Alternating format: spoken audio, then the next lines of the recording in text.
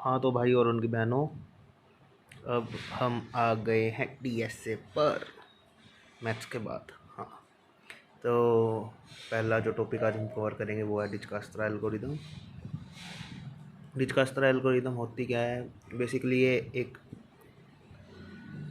Technique है जिससे हम शॉर्टेस्ट पाथ को फाइंड आउट करते हैं इन टर्म्स ऑफ स्पेस, हो सकता है वो इन टर्म्स ऑफ मेमोरी या फिर टाइम, कुछ भी हो सकता है, बट हमें इसमें शॉर्टेस्ट पाथ फाइंड करना होता है।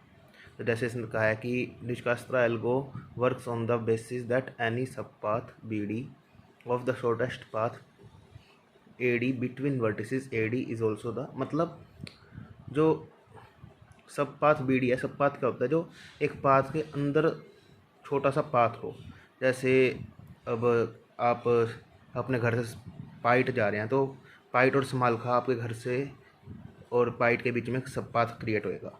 तो वही कह रहा है कि अगर ए डी के लिए जो सब शॉर्टेस्ट पाथ होगा ना, वो बी डी के लिए भी शॉर्टेस्ट पाथ होगा। Dijkstra used this property in the opposite direction.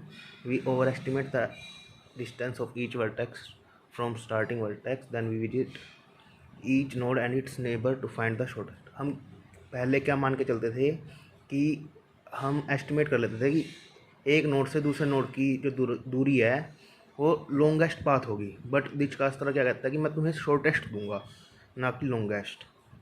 The algorithm uses a greedy approach in this sense that we find the next best solution hoping that the end result in the best solution for the whole problem. ये एक बहुत ही greedy approach है। जैसे कि डिजकस्त्रा कहता है कि वो शॉर्टेस्ट पाथ प्रोवाइड करेगा, तो जो शॉर्टेस्ट पाथ होगा वही हमारे लिए बेस्ट सॉल्यूशन भी होगा। तो ये कैसे डिफ़र करता है ट्री के साथ कि ट्री में जैसे हम सारे नोड्स को विज़िट कर रहे थे, ये कहता है कि इसमें हमें हर वर्टिसेस पे, मतलब हर नोड पे जाने की ज़रूरत नहीं पड़ती। डिजकस्त्रा के अंदर सिर्फ शॉर्टेस्ट पाथ जो होता है उनके अंदर जाने की ज़रूरत होती है। अब हम इसकी एक एल्गो समझेंगे एक एग्जांपल के साथ। मैं इधर एक क्रिएट कर लेता हूँ वेटेड ग्राफ। तो देख सकते हो मैंने इसको वेटेड डायरेक्टेड ग्राफ बनाया है। A to B, B to C, A to C to D, C to F, C to E to F and D to F. तो हमारा फर्स्ट स्टेप क्या होता है कि जो ये वेटेड ग्राफ है ना, इसको इसके नंबर प्रोवाइड करवा दिए हैं हमने। स्टार्टिंग वाले वर्टेक्स को 0 वैल्यू प्रोवाइड करो और सारों के अंदर लिख दो इन्फिनिटी, क्योंकि अभी हमें पता नहीं कि उनके अंदर कितना वैल्यू आएगी। Go to each vertex from A and update its path. अब ए से जितने भी कनेक्टेड पाथ वो नोड्स हैं ना, उनके पास जाएंगे हम। कौन कौन से हैं? ए बी एंड ए सी। देखो ए बी एंड ए सी दोनों कितना वेट कंसिडर कर रहे हैं? 4 और 4। तो हम इसमें 4 और 4 इंसर्ट करवा देंगे। नेक्स्ट स्टेप क्या कहता है कि अब ए से तो विजिट कर लिया, तो बी से भी कर लो। बी से किस तक जा सकते हैं? सिर्फ सी तक। तो देखो बी टू सी क्या है? 6, बट हमारे पास ऑलरेडी उसके अंदर कितना है? 4। तो 4 6 से कम है, तो इधर 4 ही रहेगा। मिनिमम डिस्टेंस को ही हम कंसिडर करेंगे, मतलब ए टू सी को कंसिडर करेंगे। A to B, B to C discard हो गया ऑलरेडी।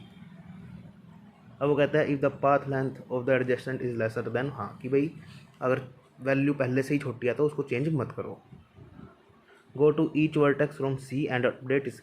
अब ए का काम ख़त्म, बी का काम ख़त्म, तो सी पे आओ। सी से जहाँ जहाँ जा सकते हो वैल्यू इंसर्ट करवा दो। 4 और 3 7, 4 और 6 10, 4 एंड 1 5। इन तीनों में हमने वैल्यू सी से दे दी। और एट लास्ट हम डी से विज़िट करवाएंगे एंड ई को विज़िट करवाएंगे। अब देखो डी से हम जा सकते हैं एफ़, ठीक है, डी से एफ़ जा सकते हैं, ई से भी एफ़ जा सकते हैं।